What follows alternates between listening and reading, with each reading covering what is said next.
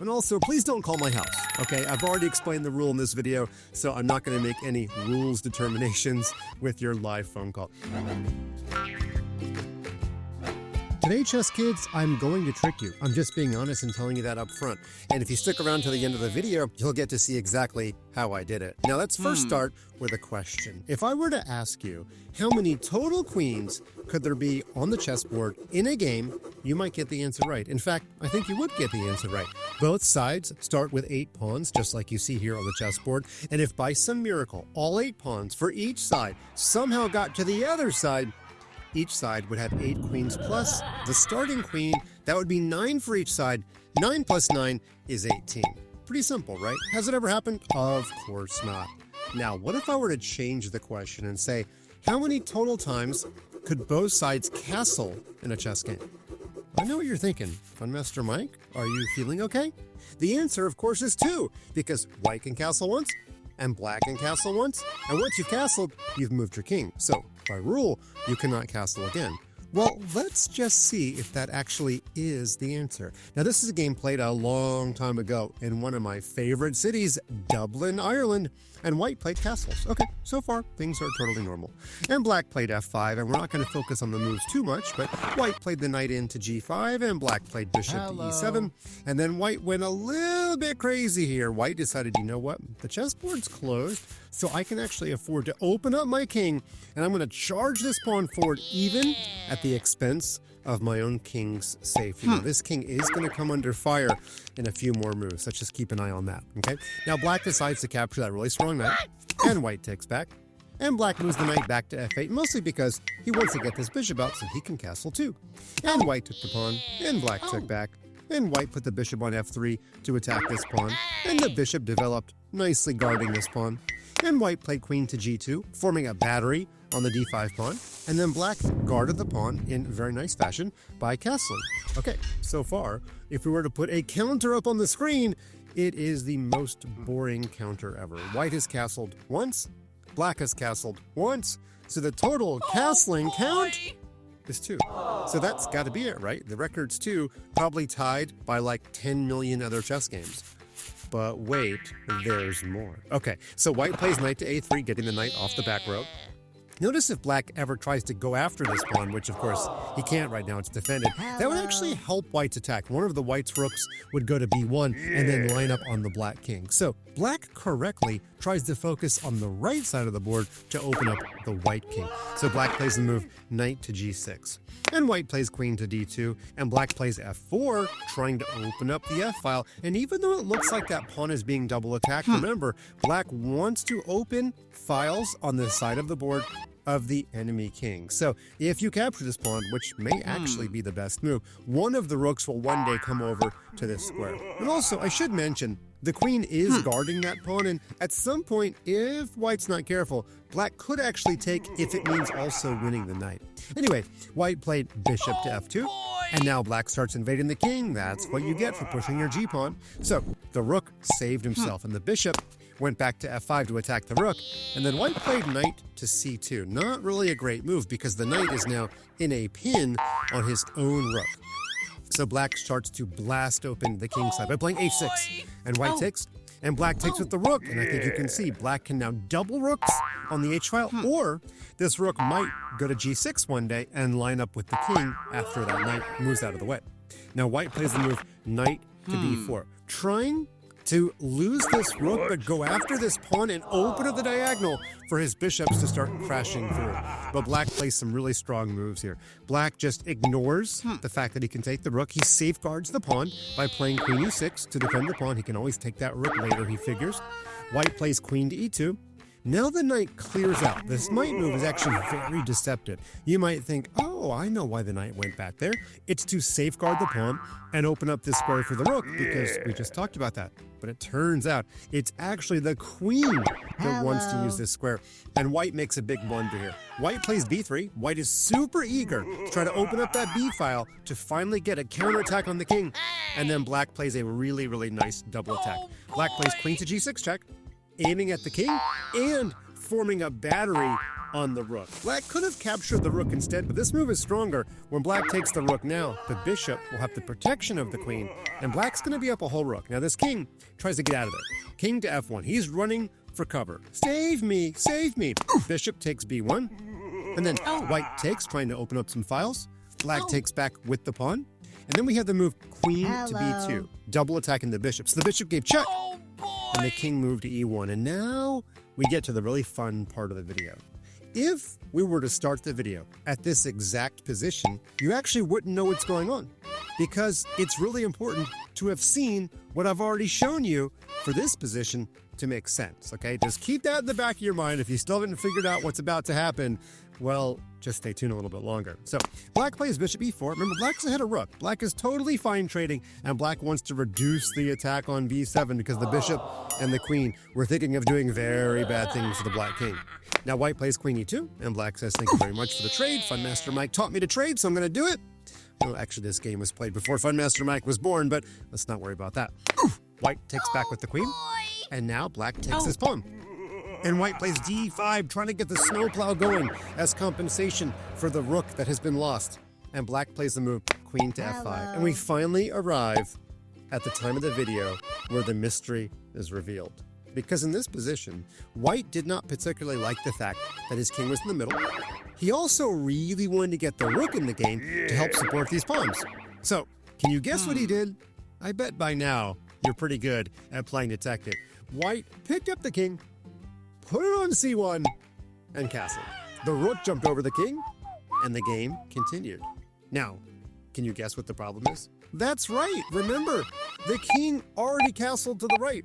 And by the way, when the king castled to the right, he landed on g1, then he eventually walked back to f1 and walked back to e1. So this king had actually made 3 previous moves. Remember, if you move the king even once, you can't castle anymore, right? The king has made 3 previous moves, a point of fact which both players forgot about, and then white castled to the queen side, making it the 4th king move, by the way. The rook jumped over the king, and the game continued.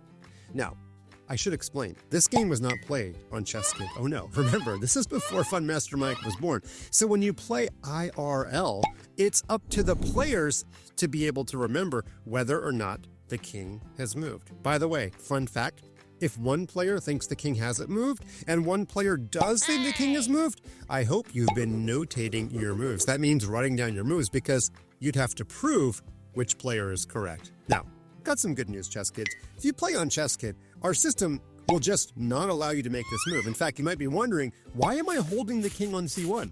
Well, I'll tell you why. Because if I try to move the king from e1 to c1, the computer has a perfect memory. The computer is always drinking the coffee and has great memory and realizes that it's not going to let me make an illegal move. So when I drop the king, here we go, the computer just puts it back. I physically cannot put the king on c1. How am I going to finish this video if I can't do the impossible? Well, turns out, chess kids, I have a workaround, okay? This is not what happened in the game, but this is Fun Master Mike making sure that the show must go on. I'm going to play king to d2. I'm going to have black move the rook to a random square. I'm going to put the rook behind the king. I'm going to have black move the rook back to that random square. And now when the king goes to c1, presto, like magic, we have the white king castle. So we have found a way to make an illegal move in a ChessKid video. Congratulations, us. But you know what that means? That means the record for most times castling in a chess game is actually 3. And that's why I told you, you may not be able to get this trivia question right because you would have to predict somebody making an illegal move. And in fact, that's what happened. But if neither player calls it, then it stands. That's right. So the most number of times castling in a chess game is 3. Now, I do want to say that black won the game anyway, okay? So black played rook to h3, which is a nice skewer of the queen and the pawn. And here are the remaining moves of the game. The queen ran away. Black took the pawn with check. The king still can't seem to find safety. He moved to b2. The rook moved right back, and white tries to get the snowplow going, which is a nice idea. White plays a move pawn to d6. The knight saves itself and offers a trade. Of course, black is very happy with this trade. After the knight traded off, white played e6, and it looks a little dangerous for those pawns coming down the board. But black says, you know what? Fun Master Mike taught me to trade when I'm ahead. Black plays queen to e5, forking the king. and the queen. Now, it's not a fork that wins material, but the queens do leave the chessboard, and now all black has to do is get rid of those pawns. After d7 check, black could move the king, but then those pawns are going to come to e7. It's getting a little bit tricky, so black played a really nice move here. Black gave up a knight for 2 pawns by playing knight takes d7, and here white finally resigned because you're having to give up your only chance of a comeback by losing all of your snowplow. And after the rook takes, you can see here that black is up a rook for a bishop, and black also has 4 extra pawns. There's no more castling. Short of another illegal move, I think that black would win this game really, really easily. Now, as long as we're having some fun with castling rules, I'm going to tell you another amazing story that you probably can't even believe. Let's fast forward just a few more years, almost the year that Fun Master Mike was born, and we had a World Championship chess match between Viktor Korchnoi and Anatoly Karpov. And Korchnoi might be the strongest chess player of all time that never quite became world champion. He was number 2 for a long time, and in fact, he's going to win this game. He was white, he didn't win the match, but he won the game. And you can see here that the queen and the bishop are bearing down on Karpov's king, and the queen's in danger. And if the queen moves, let's just put her somewhere, let's say, I don't know, this square, then this bishop just goes to f6, and because black has no dark squared bishop, we're going to have the queen and helper checkmate coming up. Remember, in the previous video, Grandmaster David Howell calls it the kiss of death. So, black does not want to let that happen, and black plays a really interesting tactic. Here, black played queen takes bishop. I mean, you have to do something. You're about to get checkmated. Now, that may look like he's just in give up mode, but again, he's setting a pretty cool tactic. The queen, of course, takes back, and now black plays bishop takes bishop. And you might be thinking, okay, well, we'll just take the bishop back, right? But can you see why pawn takes bishop would be a massive blunder for Korchnoi? I'll bet you can. This rook is lined up with the king. We're going to have a discovered, check, fork, pinned piece situation. I'm not even sure if that's a real term, but we're just going to call it a flubba-dubba-dubba-da. I don't know how to say it. Pawn takes bishop. Knight f3. Discovered attack, and the pawn is pinned, and the knight is forking the king and the queen. It's an official flubba-dubba-dubba-da, because I don't have a real name for it. And black would actually be winning. When black takes that queen, black will be ahead by a knight. Remember, this pawn is pinned. If I try to take, the computer's not going to let me. Let's check it out. Boom! Yeah, no more illegal moves today, chess kids, okay? I promise, only one illegal move per chess video. So, going back to this position, white is up a queen for a knight and a bishop, so white is better. Now, white's rook is in danger, and white is facing this knight to f3 giant flubba-dubba-dubba-da trick. So, what could white do to solve as many of those problems as possible? Well, Mr. Korchnoi, remember, very nearly world champion, he wanted to castle his king. Because by castling, the rook would land, of course, over on f1. The king would get off of the e file, and white should go on to win with the queen against the knight and the bishop. But here's the funny thing. He didn't know if he was allowed to castle when his rook was in danger. He literally did not know the rule. So he did something very, very smart. In IRL chess, there's always somebody there making sure that all the rules are followed. Now in USA, we call this person a tournament director. And everywhere else in the world, we call this person an arbiter. And Victor went up to the arbiter and simply asked the question, am I allowed to castle to the king's side in this position? And the arbiter said yes. And so he did it.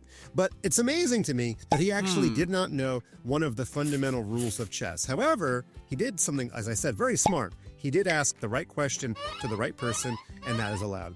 Now remember, on ChessKid, our system simply won't let you make an illegal move. So we don't let you talk to an arbiter, but we also don't let you make an illegal move. And also, please don't call my house, okay? I've already explained the rule in this video, so I'm not going to make any rules determinations with your live phone call. By the way, I also want to say, white, of course, could castle to the queen side, but that would lose the rook on h1. So castling to the king side was the move by Korchnoi, and in fact, he won in one more move because black realized there's not going to be a way to come back if I can't play this knight to f3 trick. Now the pawn will just take the knight, of course.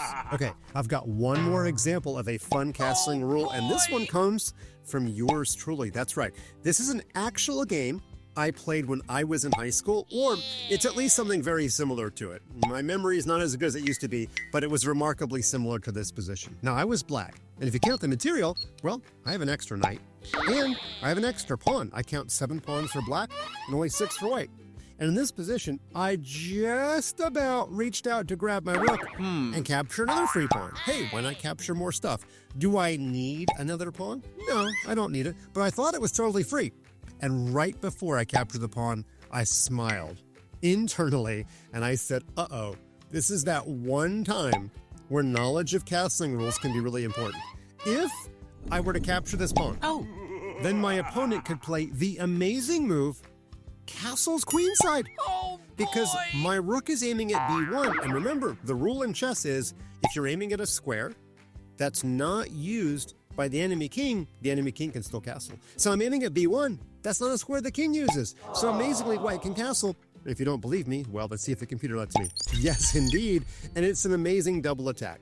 The king attacks the rook while the rook checks my king, and I can't save both. I'm actually going to lose an entire rook in this position. Now, maybe I could still fight, and hold the draw, but I certainly do not want to be going for a draw when I was just simply winning one move ago. So, luckily, right before I captured the pawn, I realized, wait a minute. That's the one time in my life where that knowledge of that rule could be important. I moved my king off of the open file.